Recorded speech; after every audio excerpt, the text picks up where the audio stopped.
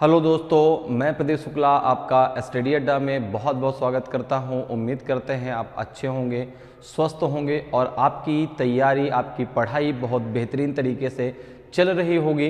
तो आज जो है हम लोग का एक बहुत ही इम्पॉर्टेंट टॉपिक होने वाला है और आज हम डिस्कस करने वाले हैं डाइस के बारे में। आज हम पढ़ेंगे कि डाइस क्या होता है और कैसे डाइस के क्वेश्चनों को आप आसानी से सॉल्व कर सकते हैं। तो आज जो है सबसे पहले हम आज डाइस के बेसिक कॉन्सेप्ट को समझने वाले हैं। डाइस में हम कितने रूल्स लगा सकते हैं उसकी बात करने वाले हैं। अगर आज की क्लास आपने डाइस की पढ़ी तो आज के बाद कभी भी आपको डाइस में प्रॉब्लम नहीं आएगी, ठीक है ना। डाइस का क्वेश्चन जब भी आपसे पूछा जाएगा आप बहुत आसानी से सॉल्व कर पाएंगे। तो चलिए सबसे पहले हम बात करते हैं डाइस की। डाइस क्या होता है, ठीक है ना। तो जैसे डाइस की अगर हम बात करते हैं तो आपने बचपन में, जैसे अभी भी बचपन में क्या, अभी भी हम लोग लूडो का गेम खेलते हैं, ठीक है। अब तो भाई ऑनलाइन लूडो का गेम आ गया, लेकिन फिर भी जैसे हम लोग ऑफलाइन भी खेलते हैं तो एक आपको उसमें, जिसमें आप लोग उसको कह सकते हैं कि इस प्रकार की एक आपको उसमें गोटी आती है, जिसको हम लोग जो है उसमें किसी, जब एक बार ऐसे डालते हैं तो कभी 1 दिखाई देता है, कभी आपका 6 आता है, कभी 5 आता है, ठीक है। तो वो जो है वही आपका डाइस है, ठीक है। अब यहाँ पर हमें उसी डाइस के बारे में पढ़ना है। तो जैसे अगर हम डाइस की बात करते हैं तो डाइस को हम कह सकते हैं कि एक ये डिब्बा नुमा आकृति होती है, एक बॉक्स आप समझ लो, ठीक है ना, एक डिब्बा आप समझ लो।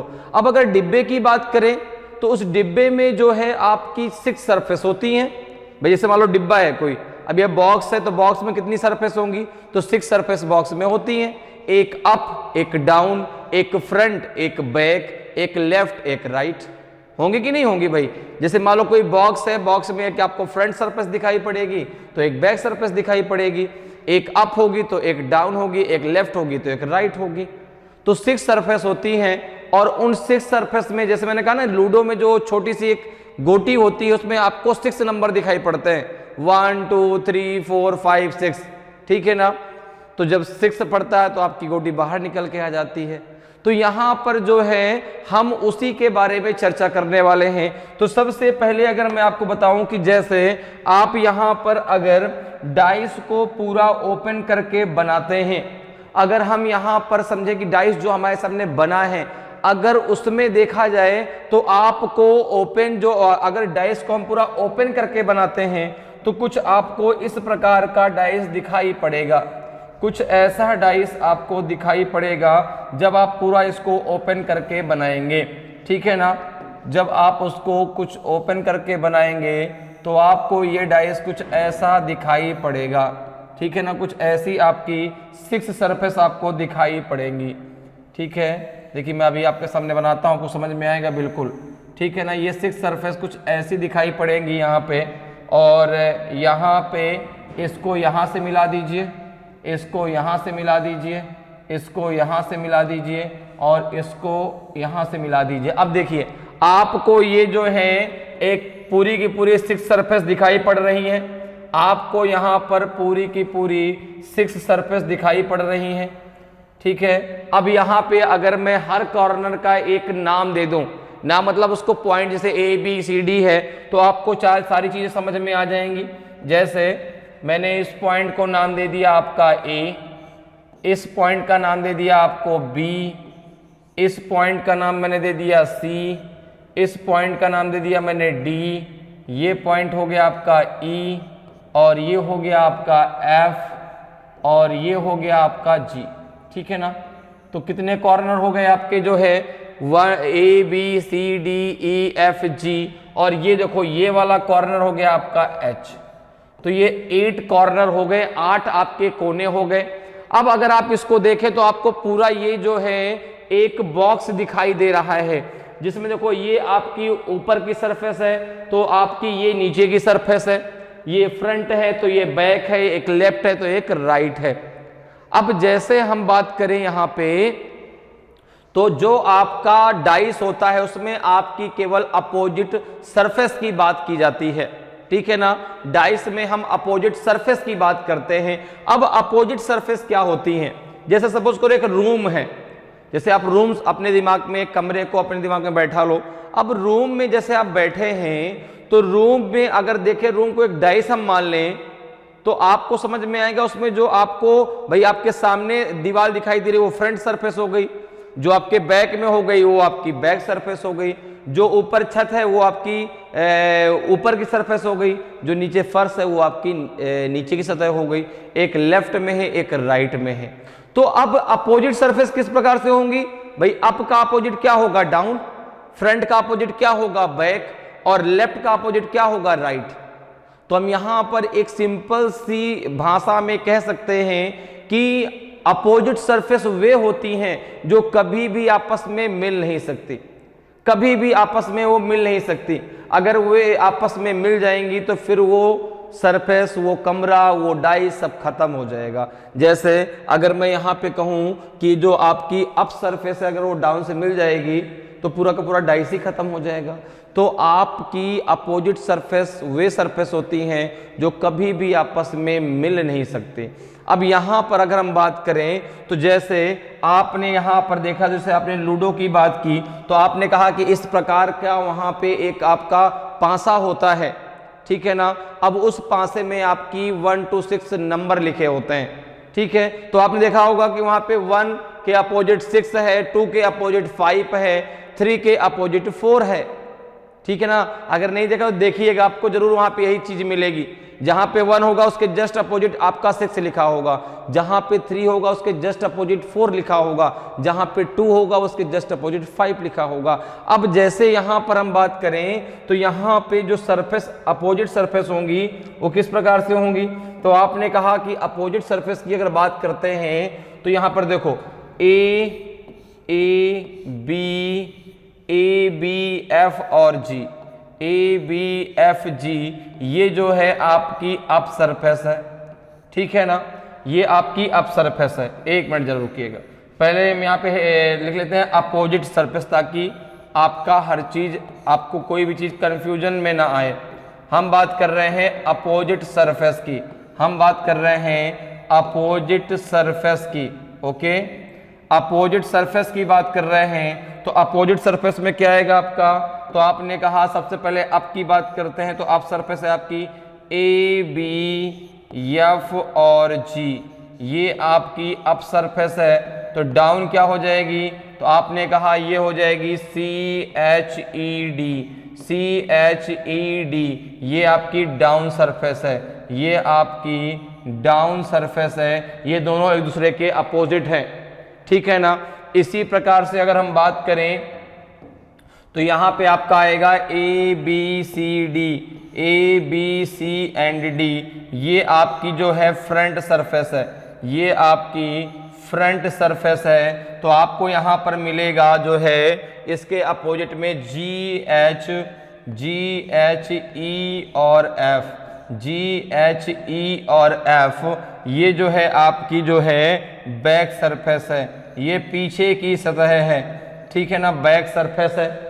इसी प्रकार से अगर हम बात करें तो यहां पर देखिए आपका जो है वो आएगा, जो है एक आएगी लेफ्ट और एक आएगी राइट। तो अगर यहां पे आप देखें तो ए जी एच और सी, ये है आपकी लेफ्ट सरफेस, ये है आपकी लेफ्ट सरफेस। तो यहां पे आपको राइट में मिलेगी जो है B F E D, B F E और डी, ये है आपकी राइट सरफेस, ये है आपकी राइट सरफेस अर्थात दाएं सतह। तो यहां पर 6 सतहें होती हैं जो एक दूसरे के इस प्रकार से अपोजिट होती हैं। अप के अपोजिट डाउन, ठीक है ना, और फ्रंट के अपोजिट बैक, ठीक है, और लेफ्ट के अपोजिट राइट सरफेस। इतनी बात क्लियर है। तो ये 6 सरफेस है। अब इन 6 सरफेस में आपके 6 सरफेस में आपके 1 to 6 नंबर लिखे होंगे। इन 6 सरफेस में आपके 1 to 6 नंबर, ठीक है ना, 1 2 3 4 5 और 6, ये नंबर लिखे हो सकते हैं या फिर किसी का नाम हो सकता है, कोई कलर हो सकता है। तो अब एक चीज जरा मेरे ध्यान से समझिए, अगर आपके ये नंबर लिखे हैं तो आपको क्लियर, अगर कोई नंबर आपको नहीं भी दिख रहा, अगर आपके जो है जैसे डाइस आपको बना के बताया गया, अब उसमें आपको यदि कोई नंबर नहीं भी दिख रहा तो भी आप समझ जाएंगे इसके पीछे यही नंबर होंगे। जैसे आपको बुक वगैरह में इस प्रकार से जब आप बनाएंगे या जो है आप पढ़ेंगे तो आपको इस प्रकार से डाइस दिखाई देगा, इस प्रकार से डाइस दिखाई देगा, ऐसा डाइस आपको मिलता है देखने को, ठीक है ना, इस प्रकार का डाइस आपको देखने को मिलता है। तो यहां पे कितनी सरफेस हमेशा विजिबल होती हैं? 3। तो एक जैसे क्वेश्चन कभी एग्जाम में पूछा जाता है कि यदि एक डाइस आपके सामने रखा है और उस डाइस को आप किसी भी डायरेक्शन से देखते हैं, ठीक है ना, उस डाइस को आप किसी भी डायरेक्शन से अगर देखें तो आपको कितनी सरफेस विजिबल होंगी, कितनी सतह दिखाई देंगी आपको? तो आपका आंसर होगा 3। अगर आप के सामने एक डाइस रख दिया जाए और आप जो है उसको किसी भी ओर से देखें तो कितनी सरफेस दिखाई देंगी? उसका आंसर होगा 3, ठीक है ना। तो कभी भी यदि आपसे क्वेश्चन पूछा जाता है ये, तो आप डायरेक्ट उसका आंसर 3 लगाएंगे। अब जैसे यहां पर देखो तो ये 3 सरफेस हमेशा आपको विजिबल होती हैं।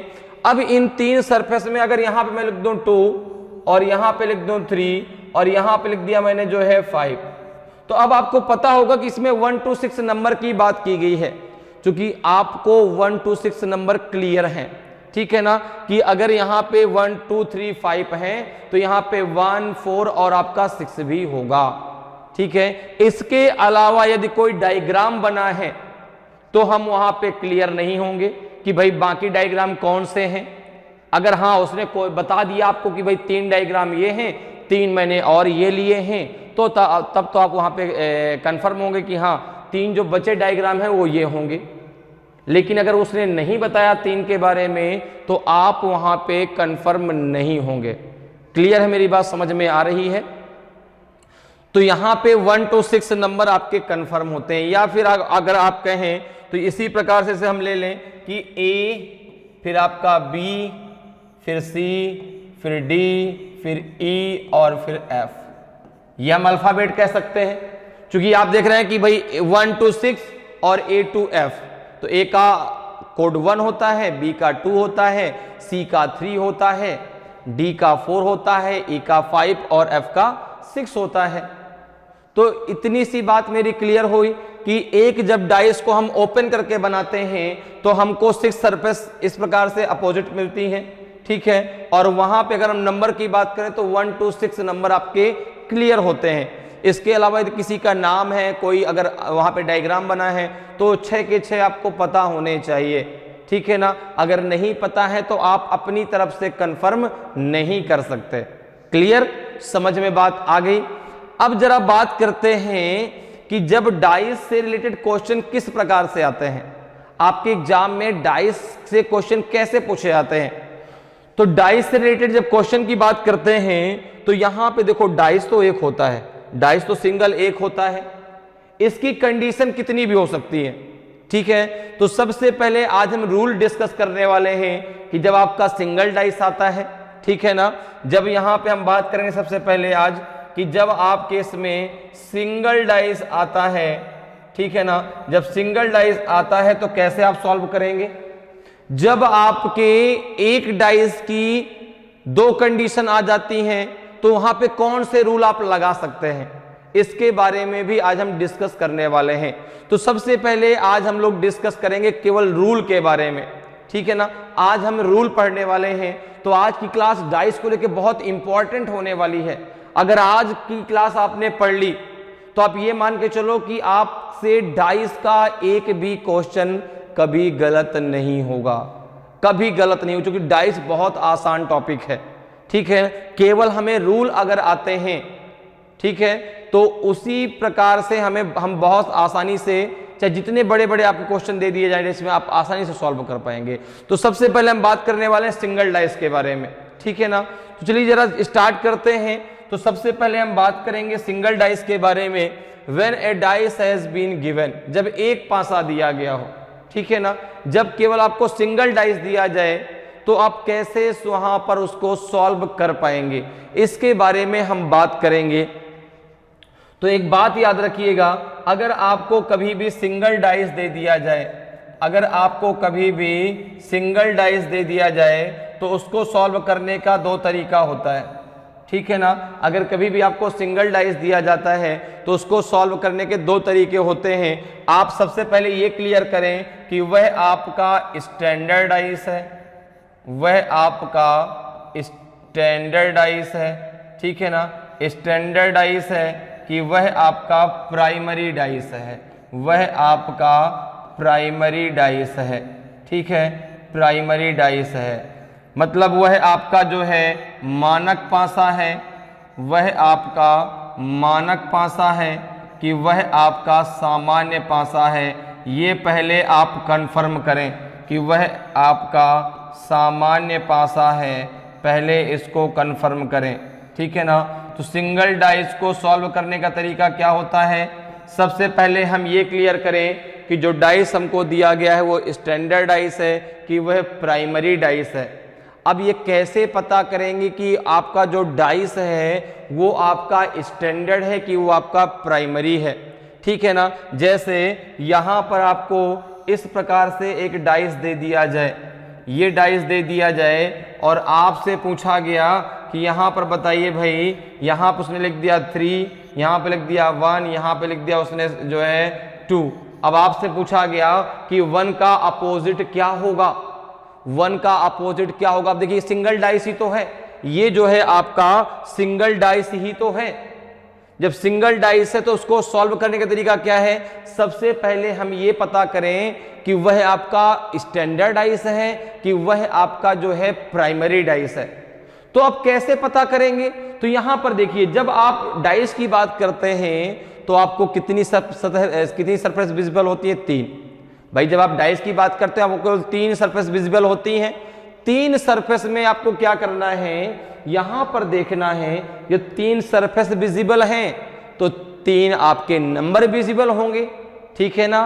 तो जो 3 नंबर आपको विजिबल हैं, जो दिखाई दे रहे हैं, उनमें से किन्हीं भी 2 अंकों का जो योग है वो आपका 7 नहीं होना चाहिए, ठीक है ना, वो 7 नहीं होना चाहिए, तो वो आपका स्टैंडर्ड डाइस होगा। और अगर योग आपका 7 हो गया तो वो आपका कैसा डाइस होगा, वो आपका प्राइमरी डाइस होगा, वो आपका प्राइमरी डाइस होगा। मेरी बात समझ में आ रही है। जैसे ये डाइस यहां पर बना दिया मैंने और यहां पे अगर मैंने 3 लिख दूं, यहां पे 4 लिख दूं और यहां पे मैं 5 लिख दूं, ठीक है ना। यहां पे मैंने क्या लिखा था 1 3 2, तो देखिए जरा 1 + 2, 1 + 2 कितना हो रहा है 3, 3 + 2 कितना हो रहा है आपका 5, ठीक है ना। और आपका 1 + 3 कितना हो रहा है 4। क्या किन्हीं भी 2 सरफेस में जो आपके अंक लिखे हैं, भाई 3 आपको अंक दिखाई दे रहे हैं, तीनों को नहीं जोड़ना, तीनों को नहीं जोड़ना, केवल कितने को ऐड करना है, केवल 2 को, किन्हीं भी 2 को, एनी 2, कोई भी आप जो है 2 अंकों को जोड़ सकते हैं और जोड़ करके ये देख सकते हैं कि क्या उनका योग आपका 7 हो रहा है क्या। जैसे यहां पर देखिए 1 + 2 3 हो रहा है, 3 + 2 5 हो रहा है, 1 + 3 4 हो रहा है, क्या 7 हो रहा है, नहीं हो रहा ना। तो फिर ये डाइस कैसा है, ये डाइस आपका स्टैंडर्ड डाइस है, ये डाइस कैसा है आपका स्टैंडर्ड डाइस है। और अगर आपका जो है अगर यहां पे एडिशन 7 हो गया तो फिर वो प्राइमरी डाइस है। जैसे यहां पे देखिए 3 + 5, 3 + 5 आपका 8 हो गया, 5 + 4 आपका 9 हो गया, लेकिन जैसे आपने जोड़ा 3 + 4 देखो क्या हो गया आपका 7 हो गया। अच्छा इस बात को क्लियर रखिएगा, जो आपका एडिशन है ना 2 नंबर का, वो 7 से मोर देन या मिनिमम हो सकता है, ठीक है ना, उससे अधिक या कम हो सकता है, लेकिन उसके इक्वल नहीं हो सकता। अगर इक्वल हो जाएगा तो कौन सा डाइस होगा आपका प्राइमरी डाइस, और अगर आपका नहीं इक्वल होगा तो कौन सा डाइस होगा आपका स्टैंडर्ड डाइस। सिंपल सी एक डिफिनीशन है जिसको आप आसानी से याद रख सकते हैं। केवल एक बार कॉन्सेप्ट क्लियर हो जाए, आपको बस एक बार पता चल जाए कि किस प्रकार से हमें याद रखना है, तो क्लियर हुआ। कैसे याद रखेंगे कि जो आपका स्टैंडर्डाइज, कैसे हमें पता चलेगा, तो स्टैंडर्डाइज वो तब कहलाएगा जो तीनों अंक हमको विजिबल हैं, उनमें किन्हीं भी हम दो अंकों को ले लें, एनी टू डिजिट्स, ठीक है ना, तो आप उन दोनों को यदि ऐड करते हैं तो उनका जो एडिशन है शुड नॉट बी 7, वो 7 नहीं होना चाहिए। अगर 7 नहीं हुआ तो कौन सा डाइस होगा आपका, वो होगा स्टैंडर्ड डाइस, और अगर 7 हो गया तो कौन सा डाइस होगा, वो होगा प्राइमरी डाइस। मेरी बात क्लियर हुई, समझ में आई कि सिंगल डाइस को हम कैसे सॉल्व करेंगे। तो सिंगल डाइस को सॉल्व करने का तरीका होता है स्टैंडर्ड डाइस और प्राइमरी डाइस के आधार पर। तो इतनी बातें क्लियर हो गई। अब जरा थोड़ा सा डिफिनेशन की बात कर लें। मैं डिफिनेशन भी आपको देखो यहां पे लिख के बता देता हूं ताकि आपको ये चीजें एकदम क्लियर हो जाए। तो सबसे पहले हम बात करते हैं स्टैंडर्ड डाइस की, सबसे पहले हम बात करते हैं स्टैंडर्ड डाइस की, ठीक है ना, स्टैंडर्ड डाइस की अर्थात मानक पासे की, मानक पासा, ठीक है, मानक पासा। तो डेफिनेशन क्या होगी, डेफिनेशन क्या होगी आपकी, if the sum of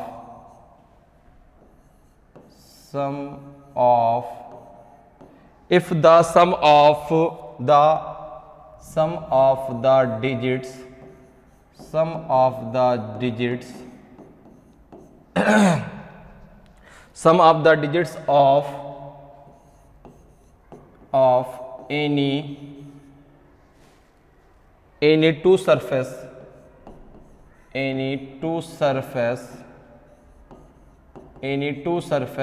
out of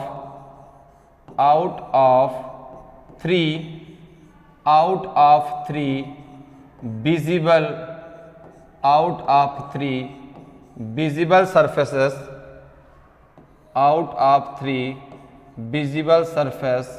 should not be 7,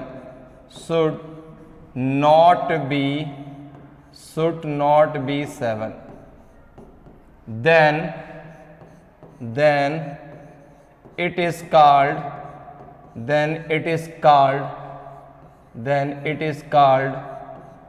standard dice. It is called standard dice. Okay, ठीक है ना। If the sum of the digits of any two surface out of 3 visible surface, ठीक है, should not be 7, then it is called standard dice. दिखाई देने वाली तीनों सतहों में से किन्हीं भी दो अंकों का योग, एनी टू डिजिट सम, ठीक है ना, 7 नहीं होना चाहिए, तो वह पासा आपका मानक पासा कहलाता है। एंड यहां पे अगर हम बात करें अपोजिट नंबर इन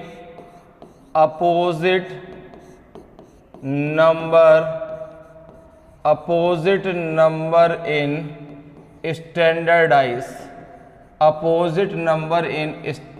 डाइस, तो आप बोलेंगे यहां पे हमेशा जो है 1 का अपोजिट 6, 2 का अपोजिट 5 एंड 3 का अपोजिट आपका 4, ठीक है ना। तो 1 to 6 नंबर आपके क्लियर है।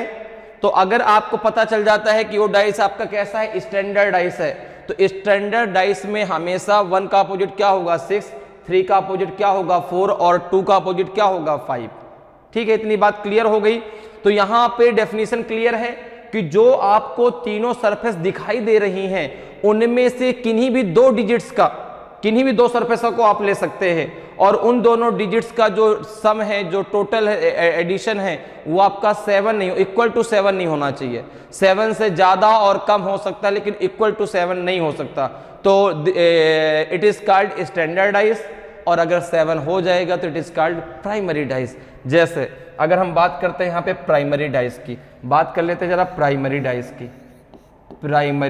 की, ठीक है ना, प्राइमरी डाइस की। तो आपने कहा प्राइमरी डाइस को कैसे हम पहचानेंगे कि if the sum of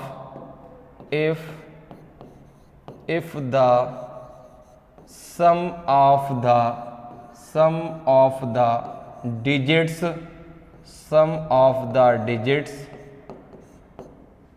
digits any two surface sum of the digits of any two surface of any two surface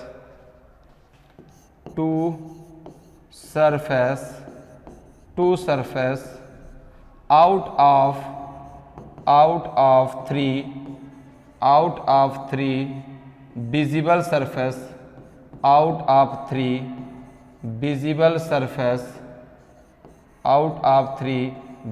surface should be 7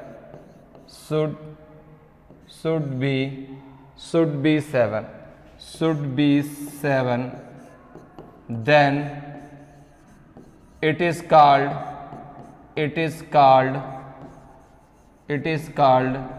primary dice. Okay, it is called primary dice. Clear हो गया? It is called primary dice. और अगर primary dice है, जैसे standard dice में आपका clear हो गया, 1 का 6, 2 का 5, 3 का 4 क्लियर है. तो अब देखो यहां पे क्या है, जैसे मैंने आपको बताया भी था कि अगर आपका ऐसा डाइस आपको मिलता है, यहां पे देखो ऐसा डाइस मिलता है तो ये स्टैंडर्ड डाइस है. और अगर यहां पे योग 7 हो जाता है, जैसे 3 और 4 का योग कितना हो गया आपका 7, तो ये आपका जो है प्राइमरी डाइस हो गया. और प्राइमरी डाइस में जो है अगर हम अपोजिट की बात करते हैं, जैसे स्टैंडर्ड में 1 का 6, 2 का 5, 3 का 4 क्लियर है, तो आपका प्राइमरी डाइस में क्लियर नहीं होता. प्राइमरी डाइस में अगर आप बात करें तो 1 का अपोजिट क्या हो सकता है. देखो जैसे कि आपको एक डाइस यहां पर दिखाई दे रहा है, जैसे यहां पे एक डाइस, इस डाइस को हम लेके चलते हैं. जैसे मैं यहाँ पे एक डाइस आपको बना दूं ताकि आपको क्लियर रहेगा. जैसे यहाँ पे आपका ये डाइस बना है, ठीक है ना, ये डाइस आपका बना है. और यहाँ पे आपका अगर मैं नंबर लिख दूं 1, 5 एंड 6. अब देखो 1 और 6 का एडिशन कितना हो गया आपका 7 हो गया.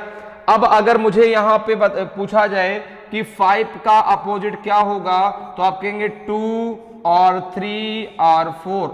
मतलब जो आपके तीनों अंक नहीं विजिबल है, नहीं दिखाई दे रहे, वो तीनों अंक जो है दिखाई देने वाले तीनों अंकों के अपोजिट हो सकते हैं. मे बी वाली कंडीशन है. 5 का अपोजिट क्या होगा 2 और 3 और 4. 6 का अपोजिट क्या होगा, 6 का अपोजिट क्या होगा 2 और 3 और 4. इसी प्रकार से 1 का अपोजिट क्या होगा 2 और 3 और 4. तो अगर आपसे उन अंकों का अपोजिट पूछा जाए जो आपको विजिबल नहीं है, जैसे मुझसे पूछा जाए कि 4 का अपोजिट क्या होगा, तो मैं कह सकता हूं कि 1 और 5 और 6. मतलब इन तीनों अंकों का अपोजिट वो तीनों अंक जो दिखाई नहीं दे रहे, और उन तीनों अंकों का अपोजिट ये तीनों अंक जो आपको दिखाई दे रहे हैं. ये आपको प्राइमरी में इस प्रकार से आंसर देना है जब भी आपसे वहां पे अपोजिट आपके अंक पूछे जाते हैं तब. तो इतनी बात क्लियर है कि सिंगल डाइस को हम कैसे आसानी से सॉल्व कर पाएंगे.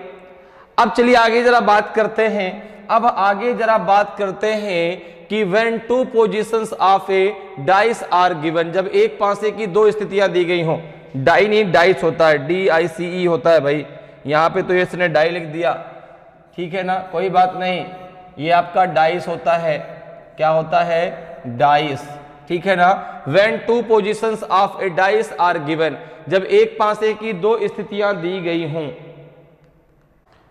तो अब हम बात करने वाले हैं कि जब आपका, देखो मैंने पहले बता रखा डाइस एक होता है, डाइस एक होता है, उसकी कंडीशन कितनी भी हो सकती हैं. तो अब हम जरा रूल की बात करने वाले हैं कि when two positions of a dice are given, जब एक पासे की दो स्थितियां दी जाती हैं. तो अब ये जो रूल आप पढ़ लेंगे, जैसे सिंगल डाइस का रूल आपने पढ़ लिया, standard dice and primary dice. अब उसी प्रकार से हम रूल पढ़ने वाले हैं जब एक पासे की दो स्थितियां आती हैं. इन्हीं रूल को बस आप पढ़ लेंगे अगर सही से, तो एक भी क्वेश्चन आपको जो है करने में ना टाइम लगेगा और ना कभी आपका क्वेश्चन गलत होगा. जैसे यहां पर सबसे पहला रूल है कि no digit is the same in both the cases.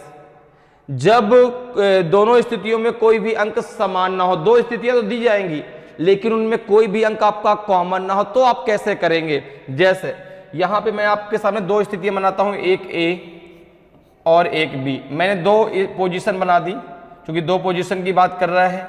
दो पोजीशन इस प्रकार से हम बना लेते हैं. ये फर्स्ट, ठीक है, दो पोजीशन बनाते हैं। पहले ए की जरा बात करते हैं, फिर अभी बी की भी बात करेंगे। बी में एक कंडीशन अभी आपको मैं बताऊंगा कैसे बनेगा। ये फर्स्ट और ये सेकंड, दो पोजीशन हमने बना ली। और यहाँ पे रूल ये है कि दोनों में कोई भी अंक आपका कॉमन नहीं होना चाहिए, कोई भी अंक समान नहीं होना चाहिए। यहाँ पे फर्स्ट एंड सेकंड, यहाँ पे लिखा 1 2 एंड 3, यहाँ पे लिखा 4 5 एंड 6। ओके, ठीक है। एक कंडीशन मैंने बी कंडीशन बनाई। बी में भी मैंने आपको दो जो है स्थितियां कुछ ऐसे बना के बताई। यहाँ पे इस प्रकार से ये फर्स्ट, और एक और बना दी मैंने जो है ऐसी कंडीशन। ये हो गई आपकी सेकंड, ये फर्स्ट और ये हो गई आपकी सेकंड। ओके, ये हो गई आपकी सेकंड। अब यहाँ पे जो है मैंने लिखा 1 2 एंड 5, यहाँ पे लिखा मैंने 4 3 एंड 6। ओके, अब देखिए ए और बी दो मैंने आपके सामने कंडीशन बनाई है, ठीक है, जिसमें आपके एक पासे की दो दो स्थितियां हैं, लेकिन दोनों में कोई भी अंक आपका कॉमन नहीं, कोई भी अंक समान नहीं है। तो अब यहां पर किस प्रकार से आप करेंगे, तो ध्यान से मेरी बात सुनिएगा।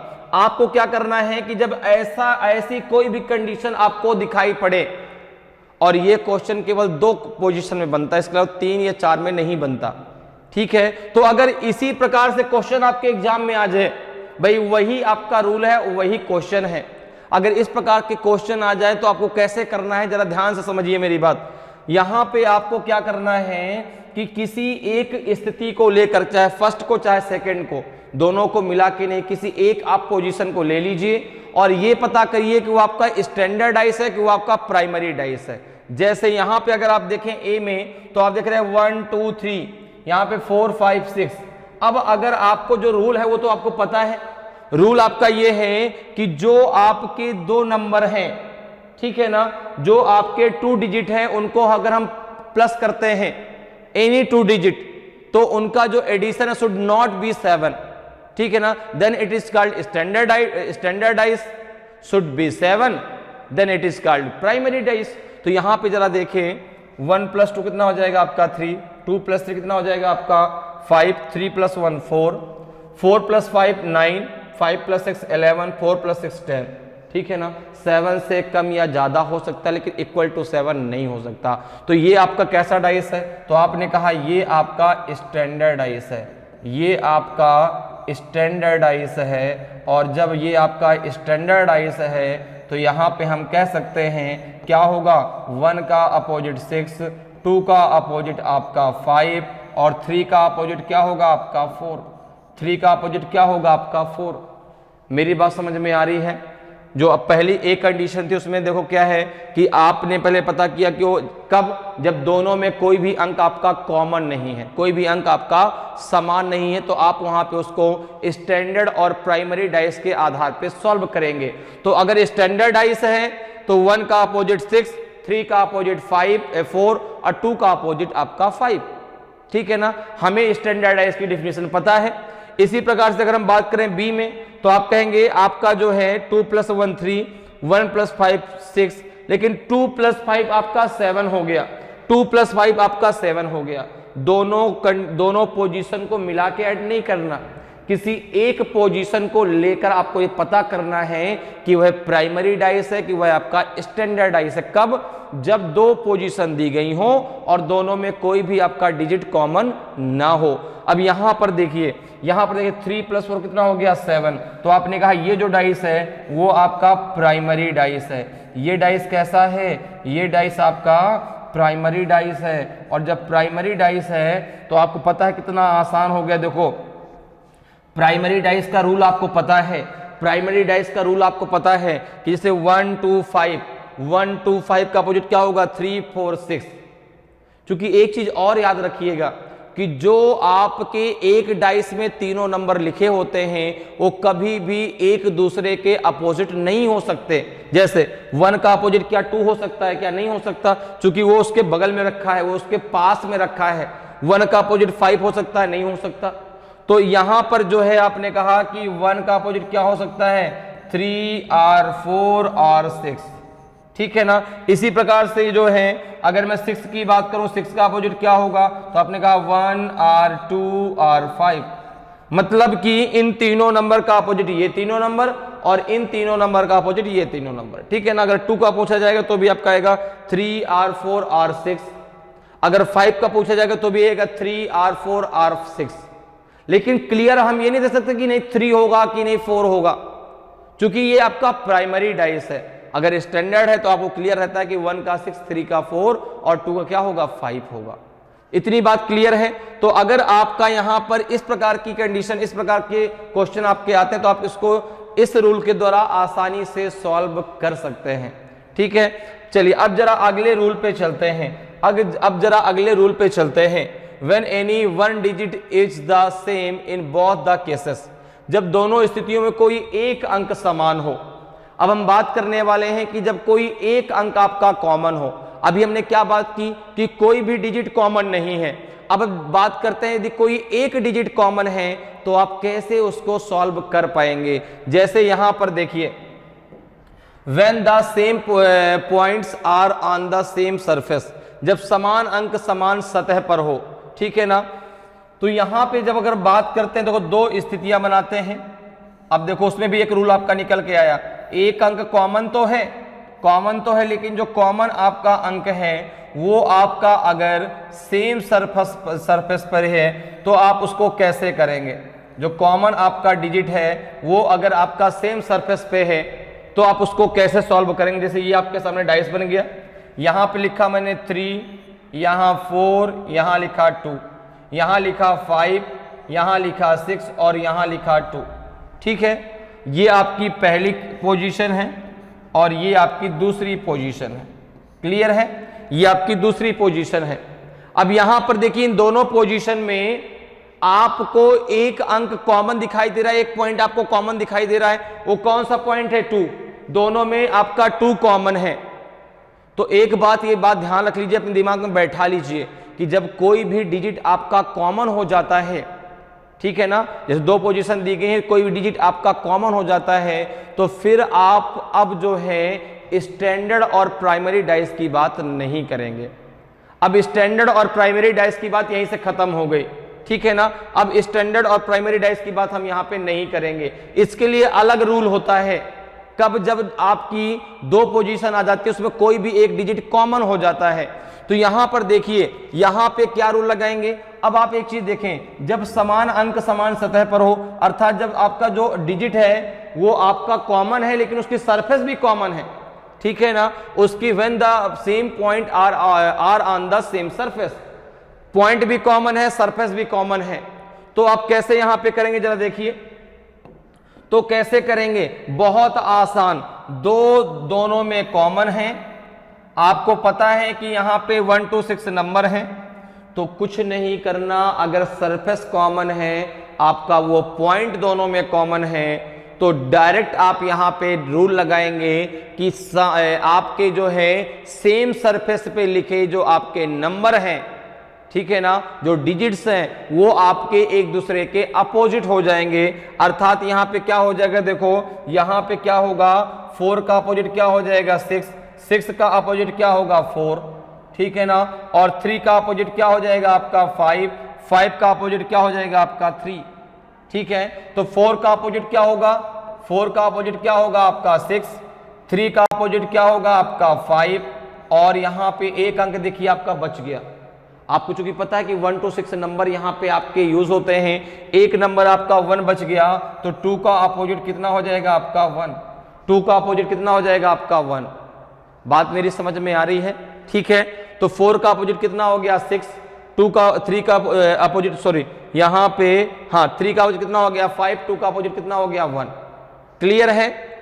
तो कैसे, तो जब आपका जो है अंक भी आपका दोनों में कॉमन हो और सरफेस भी कॉमन हो, तो आपको डाइस को मूव कराने की कोई भी जरूरत नहीं है, आप डायरेक्ट वहां पे कर सकते हैं। तो कैसे करना है, मेरी बात क्लियर हो गई। अब जरा बात करते हैं कि यदि आपका नंबर तो कॉमन हो लेकिन अगर सरफेस कॉमन ना हो तो फिर क्या करेंगे। फिर हम कैसे इसको सॉल्व करेंगे, हर एक कॉन्सेप्ट को मैं आपको क्लियर करूंगा। बिल्कुल आप परेशान ना हो, बस मेरे साथ आप जुड़े रहिए। एक एक पॉइंट मैं आज आपका डाइस का क्लियर कर दूंगा। आज के बाद कभी भी आपको डाइस में कोई प्रॉब्लम नहीं आएगी। बस आप एक बार सही से पूरी क्लास को पढ़ लें, ठीक है ना। क्योंकि डाइस बहुत आसान सा टॉपिक है। बस यदि हमारे कॉन्सेप्ट क्लियर है ना, तो आपको क्वेश्चन करने में बिल्कुल भी टाइम नहीं लगेगा। अगर भाई कोई भी टॉपिक है, कोई भी टॉपिक हो, अगर उसका कॉन्सेप्ट ही क्लियर नहीं होगा तो फिर करने में तो क्या वो हमको आएगा ही नहीं। भाई एग्जाम देने हम जाते हैं, कोई क्वेश्चन पेपर हमारे सामने आया, डर सबको लगता है। कितना भी आपसे मैं कह दूं नहीं, जब एग्जाम देने जाना एकदम कूल रहना, एक दिन पहले पढ़ाई बंद कर देना, बहुत कहा जाता है, लेकिन फिर भी हमारा जो दिल है, दिमाग वो नहीं मानता, ठीक है ना। हम सोचते हैं कि नहीं यार एक बार जरूर पढ़ लें। जैसे रात आती है, सुबह पेपर है, रात में धड़कनें और तेज हो जाती हैं कि नहीं यार एक बार पढ़ लें, एक बार, बस एक बार उस किताब को और पलट के देख लेते हैं। सुबह जो है पेपर हमारा अच्छा जाएगा। पेपर हॉल तक पहुंचने से पहले भी हमारे हाथ में कॉपी होती है और हम बार बार उसको देखते हैं कि यार क्या, लेकिन जब हम पेपर हॉल में बैठते हैं और जब हमारा दिमाग ये ऐसे सोचते हैं क्या होगा, तो हमें लगता है हमें कुछ नहीं आता। हमारा दिमाग एकदम शून्य हो जाता है, हमें लगता है हमें कुछ आता ही नहीं है। तो फिर आप वहां पे क्या करते हैं, लेकिन जैसे ही आपने पेपर देखा और पहला क्वेश्चन आपने देखा कि हाँ यार ये मुझसे बन रहा है, पहला क्वेश्चन आपने देखा कि ये मुझसे बन रहा, थोड़ा कॉन्फिडेंस आया कि नहीं यार मुझसे पेपर बन जाएगा। फिर धीरे धीरे क्वेश्चन आपसे बनते गए, आपके अंदर कॉन्फिडेंस लेवल बढ़ता गया और फिर आपका पूरा पेपर अच्छा हो गया, ठीक है ना। तो आपको क्या करना है, केवल पढ़ाई करते जाइए, रिवीजन करते जाइए, कॉन्सेप्ट क्लियर रखिए, अपने आप हर चीज आपको याद रहेगी। दिमाग जो है ना आपकी चीजों का भंडार है, आपको हर चीज याद है। बस ये कि एट ए टाइम याद नहीं थी, जब आप उसको याद करने की कोशिश करते हैं ना, तो आपको सब चीजें याद आ जाती हैं कि हाँ यार ऐसा भी है, ठीक है ना। तो इसलिए जो है किसी भी टॉपिक को पढ़िए, कॉन्सेप्ट क्लियर रखिए, रिवीजन अच्छा करिए, अपने आप टॉपिक क्लियर रहेगा। कभी भी एक भी क्वेश्चन आपका उस टॉपिक से अगर एग्जाम में पूछा गया तो कभी भी आपसे गलत नहीं होगा, ठीक है। तो यहां पे देखो ये क्लियर हो गया कि अगर एक नंबर कॉमन है, अगर सरफेस भी उसकी कॉमन है, तो हमें कुछ नहीं करना, सेम सरफेस पे जो नंबर लिखे हैं वे एक दूसरे के अपोजिट हो जाएंगे और जो एक नंबर बच जाएगा वो उसके अपोजिट होगा जो दोनों में कॉमन है। क्लियर। अब जरा बात करते हैं कि when the same points are on different surfaces, जब समान अंक भिन्न सतह पर हो, ठीक है ना।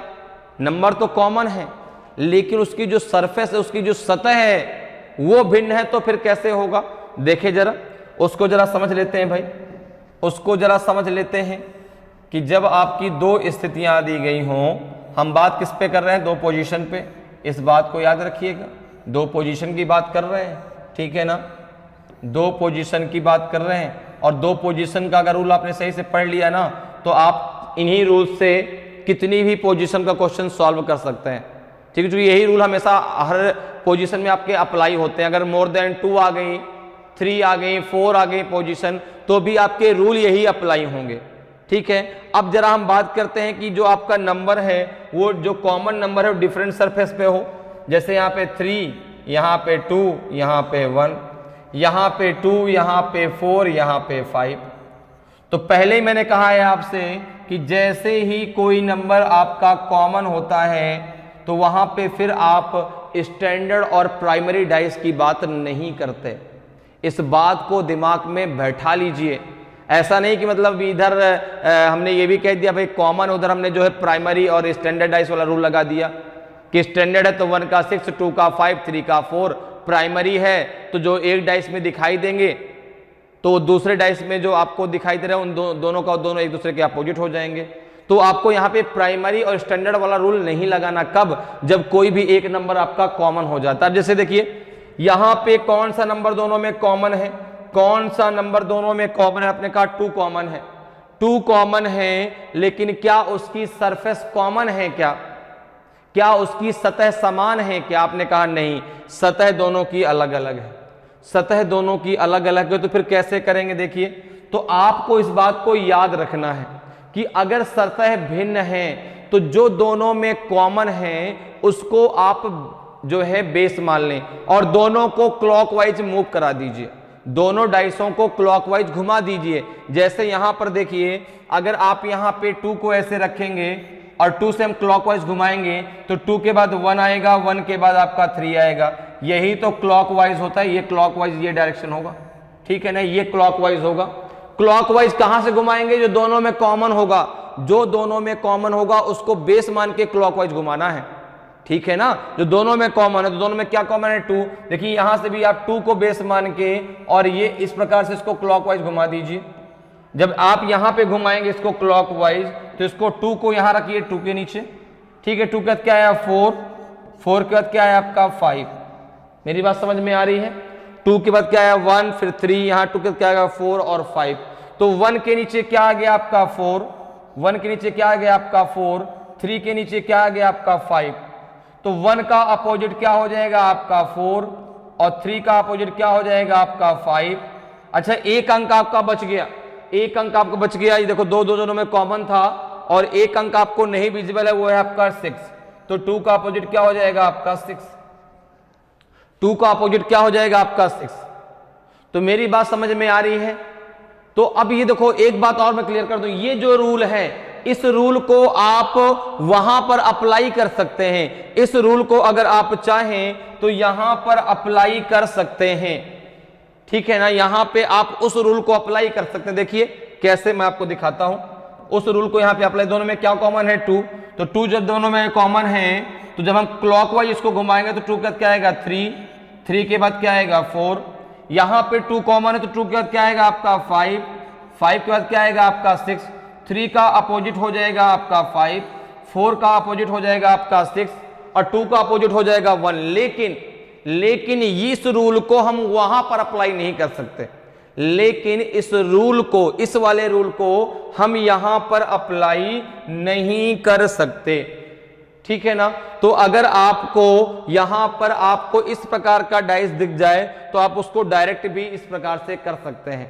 मैंने दोनों रूल आपको बता दिए, लेकिन इस बात को ध्यान रखिएगा कि जो आपका भिन्न सरफेस वाला रूल है वो सेम सरफेस पे तो अप्लाई हो जाएगा, लेकिन सेम सरफेस वाला रूल आपका डिफरेंट सरफेस पे अप्लाई नहीं होगा। क्लियर है? तो ये रूल जो है ये यहीं पर लगेगा, ये रूल आप पीछे में लगा सकते हैं, लेकिन पिछला वाला रूल आप इसमें नहीं लगा सकते। तो यहां पे क्या हो जाएगा आपका? 1 का, अब देखो जो जिसके नीचे आएगा वो अपोजिट होगा उसका। 1 के नीचे क्या आया? 4, तो 1 का अपोजिट 4। 3 के नीचे 5 आया तो 3 का अपोजिट 5। अब एक अंक आपका दोनों में कॉमन था वो 2 था और जो बच गया वो 6, तो 2 का अपोजिट क्या हो जाएगा आपका? 6। तो समझ में आ रहा है कि देखिए डाइस कितना आसान है, बहुत आसान टॉपिक है और बहुत आसानी से आप सॉल्व भी कर सकते हैं डाइस को। बस मैंने कहा ना, कॉन्सेप्ट क्लियर होना चाहिए, ठीक है। चलिए अगले रूल पे आते हैं, अगले रूल की जरा बात करते हैं। अगला रूल है हमारा कि in both cases when any 2 digits are equal, दोनों स्थितियों में जो जब कोई 2 अंक समान हो, ठीक है ना, जब कोई 2 अंक समान हो तो आप कैसे करेंगे। अभी तक हमने बात की जब कोई 1 अंक समान है, अब हम बात करने वाले हैं कि 2 स्थितियां हों और दोनों में कोई 2 डिजिट आपके इक्वल हों, तो आप उसको कैसे सॉल्व करेंगे। जब आपके 2 डिजिट इक्वल हों तो आप उसको कैसे सॉल्व करेंगे। यहाँ पे मैंने 2 स्थितियां ऐसे बना ली, यहाँ पे 2 स्थितियां इस प्रकार से बना लिया, ठीक है ना।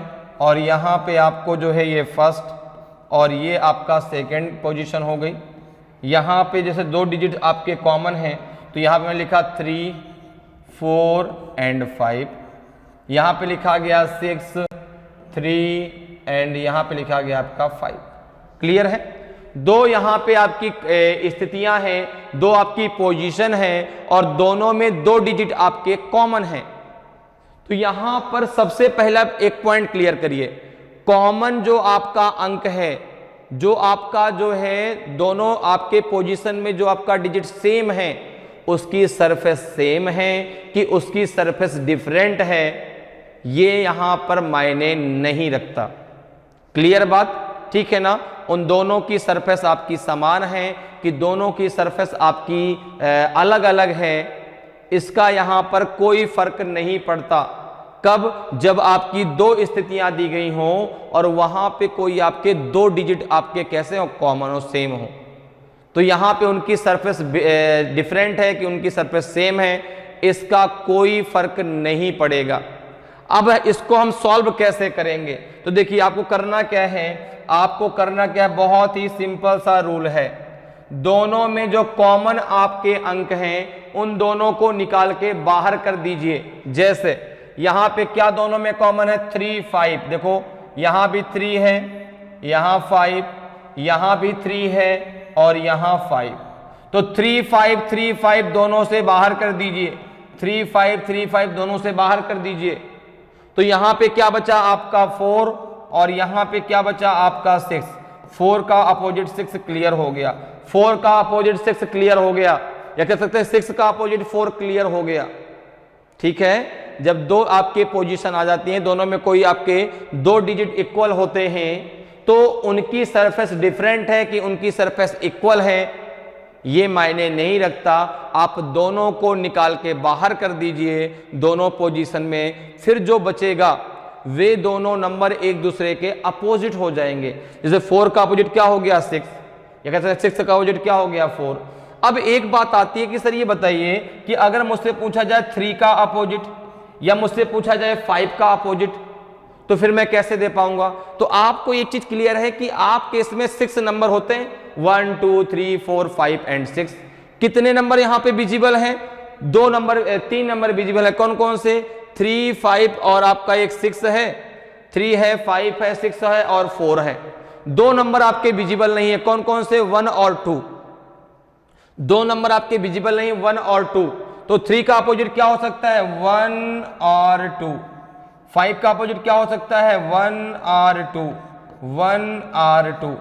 क्योंकि यहां पे देखो, जब भाई वहां पे एक नंबर कॉमन था तो एक नंबर ऐसा था जो विजिबल नहीं था। यहां पे 2 नंबर कॉमन है तो 2 नंबर ऐसे हैं जो विजिबल नहीं है, तो वो दोनों के दोनों इनके अपोजिट हो सकते हैं। 3 का अपोजिट 1 या 2 हो सकता है, 5 का अपोजिट भी आपका 1 या 2 हो सकता है। तो 2 का अपोजिट क्या होगा? 3 या 5। 2 का अपोजिट क्या होगा? 3 या 5, या 1 का अपोजिट क्या होगा? 3 या 5। तो बात क्लियर हुई, समझ में आया कि आपका जो है डाइस के बेसिक कॉन्सेप्ट को आज हमने जो डिस्कस किया वो आपको क्लियर हुआ कि कैसे आप डाइस को बहुत आसानी से इन रूल्स के द्वारा आसानी से आप सॉल्व कर सकते हैं। सिंगल डाइस कैसे सॉल्व करना है? स्टैंडर्ड और प्राइमरी डाइस के आधार पे। ठीक है, तो वहां पे अगर स्टैंडर्ड है तो 1 का अपोजिट आपका 6, 2 का अपोजिट आपका 5, 3 का अपोजिट आपका हो जाएगा 4। अगर आपका डाइस जो है प्राइमरी है तो एक डाइस में जो आपको जितने अंक दिखाई दे रहे हैं, जो नहीं दिखाई दे रहे, वो तीनों के तीनों अंक आपके जो है उन तीनों अंक के अपोजिट होंगे जो आपको विजिबल है, जो दिखाई दे रहा है किसमें? प्राइमरी डाइस में। क्लियर? जब एक पास एक की आपकी 2 पोजीशन आती हैं तो किस प्रकार से आपको सॉल्व करना है वो उसका भी हमने डिस्कशन अच्छे से कर लिया। तो अगर इतने रूल आपने सही से पढ़ लिए तो आपका डाइस का एक भी क्वेश्चन आपसे गलत नहीं होगा। तो समझ में आया डाइस? ठीक है, अब जरा इससे रिलेटेड कुछ क्वेश्चन कर लेते हैं। जैसे आज की क्लास का पहला क्वेश्चन है, देखिए आपके सामने कि 1 positions of a dice are shown when 4 is at the bottom what number will be on the top. एक पासे की स्थिति को दिखाया गया है, जब 4 सबसे नीचे हो तो सबसे ऊपर कौन सा नंबर होगा। तो यहां पर देखिए एक आपको डाइस दिया गया है 2, 4, 6। अब ये सिंगल डाइस है तो आपको कैसे सॉल्व करना है, पर ये पता करना है कि ये आपका स्टैंडर्ड डाइस है कि ये आपका प्राइमरी डाइस है। तो आपने कहा बहुत इजी है, बहुत इजी, हम आसानी से सॉल्व कर सकते हैं।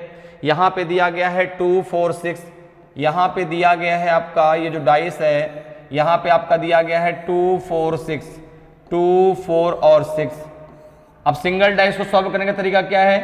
प्राइमरी है कि आपका जो है स्टैंडर्ड डाइस है, आपने कहा 2 + 4 कितना हो गया आपका 6, 4 + 6 आपका कितना हो गया आपका 10, 2 + 6 आपका कितना हो गया 8। क्या जो है किन्हीं भी 2 नंबर का एडिशन क्या आपका 7 है? नहीं है। तो 2 digits sum should not be 7, then it is called standard dice. तो ये आपका कैसा डाइस है? ये आपका स्टैंडर्ड डाइस है। और जब ये आपका स्टैंडर्ड डाइस है तो आपको पता है स्टैंडर्ड डाइस में क्या होता है, 1 का अपोजिट 6, 2 का अपोजिट आपका 5, 3 का अपोजिट आपका होता है 4। 3 का अपोजिट क्या होता है 4। तो यहां पे किसका पूछा गया, आप देखिए, चाहे वो अंक जहां जाए, चाहे बॉटम में जाए, चाहे आपका जो है वो टॉप सरफेस पे जाए, चाहे वो आपका लेफ्ट में जाए, चाहे राइट में जाए, वो अंक चाहे जहां जाए उसका अपोजिट वही होगा जो आपने यहां पे निकाली। जैसे 3 का अपोजिट क्या है 4, तो 4 चाहे आपका टॉप में जाए, चाहे बॉटम में जाए, चाहे लेफ्ट में जाए, चाहे राइट में जाए, उसका अपोजिट 3 ही रहेगा। तो 4 का अपोजिट क्या है 3, तो यहां पे आंसर आपका क्या हो जाएगा, यहां पे आंसर हो जाएगा आपका सी। अगर 4 आपका बॉटम में होगा तो टॉप में आपका 3 होगा। क्लियर है मेरी बात। तो सिंगल डाइस को हम कैसे सॉल्व कर सकते हैं, प्राइमरी और आपका जो है स्टैंडर्ड डाइस के आधार पे। अगले क्वेश्चन पे चलते हैं। अगले क्वेश्चन का जरा मुझे आंसर बताइए भाई क्या होगा। A position of a dice is given, then which number will be on the surface opposite to the number 6। पांसे की एक स्थिति दी गई है, तो बताएं अंक 6 के विपरीत सतह पर कौन सा अंक होगा। तो यहां पर देखिए आपको दिया गया 1 3 5, 1 होगा, 2 होगा, 5 होगा कि 4 होगा। आपने कहा बहुत सिंपल सा क्वेश्चन है। सबसे पहले मुझे पता करना है कि आपका प्राइमरी डाइस है कि आपका जो है ये आपका जो है स्टैंडर्ड डाइस है। आपने क्या दिया गया 1 3 एंड 5। अब यहां पे देखिए, अगर 1 + 3 कितना हो जाएगा आपका 4, 1 + 5 कितना हो जाएगा आपका 6, और 1 प्लस आपका जो है 3 + 5, 3 + 5 कितना होगा आपका 8, 3 + 5 कितना हो जाएगा आपका 8। तो ये भी आपका कैसा डाइस है, ये भी आपका स्टैंडर्ड डाइस है। ये आपका कैसा डाइस है, तो आपने कहा ये भी आपका स्टैंडर्ड डाइस है। और जब ये आपका स्टैंडर्ड डाइस है, जब ये आपका स्टैंडर्ड डाइस है, तो यहाँ पे क्या हो जाएगा आपका 1 का अपोजिट क्या हो जाएगा 6, 2 का अपोजिट क्या हो जाएगा आपका 5, 3 का अपोजिट क्या हो जाएगा आपका 4, 3 का अपोजिट क्या हो जाएगा आपका 4। तो यहाँ पे जो है, यहाँ पे किसका पूछा गया है, 6 का अपोजिट पूछा गया है, तो 6 का आपका 1 आ जाएगा। तो आपका ऑप्शन ए बिल्कुल सही आंसर हो जाएगा। ठीक है, तो इस प्रकार से आप बहुत आसानी से सिंगल डाइस को सॉल्व कर सकते हैं प्राइमरी और स्टैंडर्ड डाइस के आधार पे। चलिए आगे बढ़ते हैं, अगले क्वेश्चन पे आते हैं। अगले क्वेश्चन का जरा आंसर बताइए। A position of a dice is given, then which number will be on the surface opposite to the number 5। Panse की एक स्थिति दी गई है, तो बताइए अंक 5 के विपरीत सतह पर कौन सा अंक होगा। अब देखिए यहाँ पे आपको एक डाइस दिया गया है 3 4 5। आपको बताना कि 5 के अपोजिट में क्या आएगा 1 और 2, 2 और 6, 1 और 2 और 6, 3 और 4। तो यहाँ पे सबसे पहले हम क्या पता करेंगे कि यह आपका स्टैंडर्ड डाइस है कि ये आपका प्राइमरी डाइस है। तो आपने कहा कि यहाँ पे जो है आपको कुछ इस प्रकार का डाइस दिया गया है 4 3 एंड 5। तो यहाँ पे देखिए 3 + 5 कितना हो गया आपका 8, 5 + 4 कितना हो गया आपका 9, और 4 + 3 कितना हो गया आपका 7। देखो जब जो है दो डिजिट्स का जो सम है वो आपका 7 हो गया, तो ये आपका जो है कैसा डाइस है, प्राइमरी डाइस है। ये आपका कैसा डाइस है, आपने कहा ये आपका प्राइमरी डाइस है। और जब प्राइमरी डाइस है तो आपको पता है कि भाई 1 to 6 आपके नंबर होते हैं, और 1 to 6 नंबर में प्राइमरी डाइस में जो तीनों डिजिट्स आपको विजिबल हैं, उन तीनों डिजिट का अपोजिट क्या होगा, वे तीनों डिजिट होंगे जो आपको विजिबल नहीं है। तो 5 का अपोजिट क्या हो जाएगा, 5 का अपोजिट हो जाएगा आपका 1 और 2 और 6, क्योंकि यही तीनों नंबर आपके विजिबल नहीं है। ना तो आपको 1 दिखाई दे रहा, ना तो आपको 2 दिखाई दे रहा, ना तो आपको 6 दिखाई दे रहा, और 1 to 6 नंबर होते हैं। ये आपको सारी बातें क्लियर हैं। तो यहां पर देखिए 5 का अपोजिट क्या हो जाएगा 1 और 2 और 6। ठीक है, तो आंसर क्या हो जाएगा आपका सी जो है बिल्कुल सही आंसर होगा। ना तो सिंगल में 1 और 2 होगा, ना तो सिंगल में 2 और 6 होगा। 3 और 4 तो हो ही नहीं सकता, क्योंकि जो अंक उस अंक के पास में लिखे होते हैं, जो तीनों अंक आपको दिखाई दे रहे हैं, वो कभी भी एक दूसरे के अपोजिट नहीं होते। तो यहां पे आपका डी तो आंसर नहीं हो सकता था। ठीक है ना, और यहां पे 1 और 2 सिंगल नहीं होगा, 2 और 6 सिंगल नहीं होगा। ये तीनों 1 और 2 और 6 ये तीनों आपके जो है 5 के अपोजिट हो सकते हैं। तो क्लियर है, समझ में आ रहा है कि कैसे आप सिंगल डाइस को प्राइमरी और जो है स्टैंडर्ड डाइस के आधार पे आसानी से सॉल्व कर सकते हैं और कितना आसान टॉपिक होता है आपका जो है डाइस। चलिए अगले क्वेश्चन पे चलते हैं, अगले क्वेश्चन की बात करते हैं। अगले क्वेश्चन का आंसर बताइए। A position of a dice is given, then which number will be on the surface opposite to the number 2। पांसे की एक स्थिति दी गई, तो बताइए कि अंक 2 के विपरीत सतह पर कौन सा अंक होगा। यहां पे दिया गया है 1, 6 एंड 2। अब बताना कि 4 या 5 होगा, 5 या 3 होगा, 3 या 4 होगा, 3 या 4 या 5 होगा। तो अगर आप यहां पे देखें तो आपको ये सिंगल डाइस दिया गया है, यहां पे सिंगल डाइस दिया गया है। यहां पे है आपका 1, यहां पे है 6, यहां पे है 2।